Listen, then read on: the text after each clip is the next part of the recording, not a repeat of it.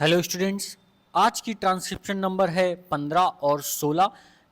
80 word पर minute की speed से डिक्टेशन स्टार्ट होगी। 3 सेकंड बाद लिखने के लिए तैयार हो जाएं। 3, 2, 1 स्टार्ट।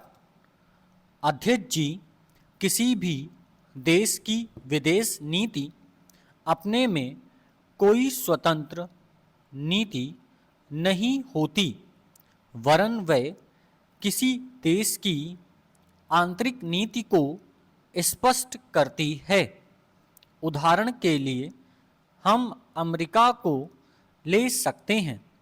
उसने अपने यहाँ अधिक अन्न पैदा किया और जब उसके पास अनाज फालतू बच गया, तब वह अपने बकाया अनाज की बिक्री के लिए ऐसे देशों की तलाश करने लगा जो उधार पर माल ले सकते हों।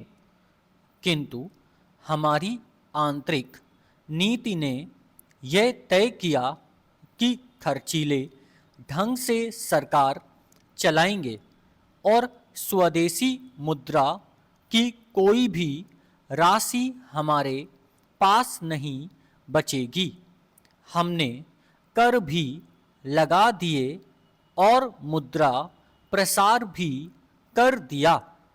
कुछ संकट पड़ने के बाद इस बात की आवश्यकता को नहीं समझा कि उस पैसे का कहीं अन्यत्र उपयोग कर सकें। श्रीमान, मुझे माननीय प्रधानमंत्री जी के इस कथन पर दुख होता है कि दुनिया के अमीर और गरीब देशों का अंतर लगातार बढ़ता जा रहा है। मैं उनसे यह पूछना चाहती हूँ कि भारत की विदेश नीति ने उस अंतर को घटाने की क्या कोशिश की है? क्या भारत सरकार ने कभी दुनिया की पंचायत में यह कहने की हिम्मत की है कि बालिग मताधिकार के आधार पर यूएनओ का चुनाव होकर एक संसद बनाई जाए? और क्या आप में यह देखने की हिम्मत है कि फौज के हिसाब से कर लगाकर एक विकास का खाता खोल दिया जाए? जो देश विकसित हैं, उनके मजदूरों का 1 घंटा हमारे देश के मजदूरों के 100 घंटों के बराबर माना जाता है, क्योंकि उनके पास साधन हैं। इसलिए यह अंतर और भी बढ़ता चला जा रहा है। किसी देश के अंदर आंतरिक नीति में अमीरी और गरीबी का अंतर बढ़ता चला जा रहा हो और वह दुनिया के देशों में विद्यमान अमीरी और गरीबी के इस अभिशाप को समाप्त करेगा, यह समझ में आने वाली बात नहीं है। अब मैं आपका ध्यान एक और बात की ओर दिलाना चाहती हूँ।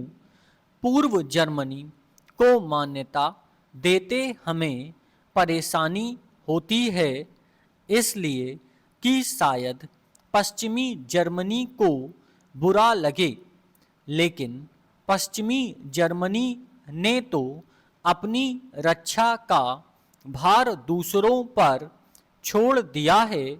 उसने अपनी पूरी शक्ति इस बात पर लगा दी है कि अधिक से अधिक उत्पादन किया जाए। आपने जो समय दिया उसके लिए मैं आभार प्रदर्शन करता हूँ और आपका धन्यवाद करता हूँ। अध्यक्ष जी, जिस समय पाकिस्तान ने भारत पर हमला किया था, उस समय उन्होंने देश की रक्षा के लिए महत्वपूर्ण कार्य किया था। इसके साथ ही मैं मंत्री महोदय को यह भी स्मरण दिलाना चाहता हूँ कि शायद उन्होंने इस बात पर ध्यान नहीं दिया कि इस बार जो राष्ट्रीय पुरस्कार मिले हैं उनमें रेलवे प्रशासन को केवल 2 ही प्राप्त हुए हैं, जबकि मैं ऐसा मानता हूँ कि हमारी सेना के बाद अगर किसी ने युद्ध काल में सराहनीय कार्य किया है तो वह रेलवे प्रशासन अथवा रेलवे कर्मचारी और अधिकारी हैं। इसलिए उनके मनोबल को बनाए रखने के लिए और उनको प्रोत्साहित करने के लिए रेल मंत्री को इस बात पर भी ध्यान रखना चाहिए और इसका प्रयास करना चाहिए कि जो भी इस तरह के प्रोत्साहन मिलें उनमें रेलवे का विशेष ध्यान रखा जाए।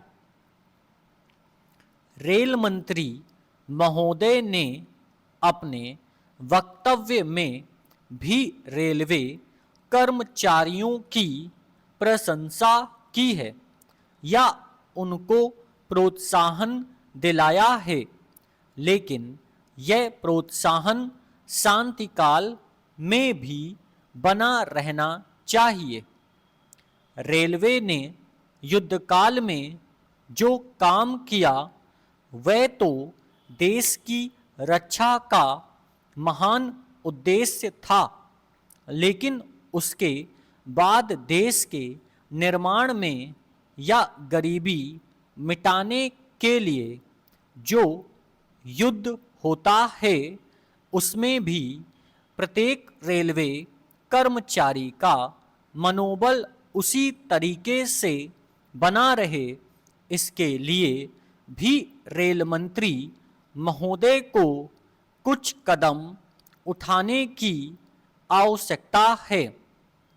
मैं ऐसा मानता हूँ कि वह किसी भी तरीके से करें, उनका तरीका कुछ भी हो, लेकिन उनको यह करना चाहिए कि जितने भी रेलवे कर्मचारी हैं, जो भी रेलवे को मुनाफा हो उसमें वह साझेदार हों।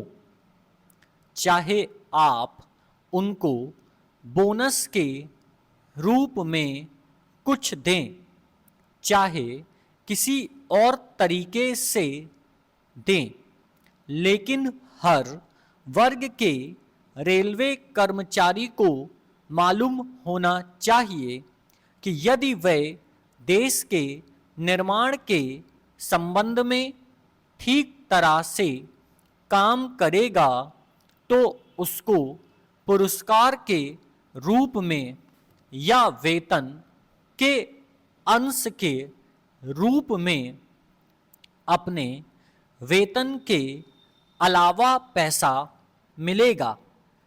इसी प्रकार इस संबंध में मैं एक और सुझाव देना चाहता हूँ। स्वतंत्रता के बाद रेल प्रशासन भारत सरकार का प्रशासन हो गया, लेकिन यह लोकसभा एक विशेष उद्देश्य को लेकर चुनी गई है। यह उस कार्यक्रम का एक नमूना ही है। गांधी जी ने जीवन के सभी पहलुओं पर प्रकाश डाला था धन को वे संयम से व्यय करने के हक में थे। Full stop.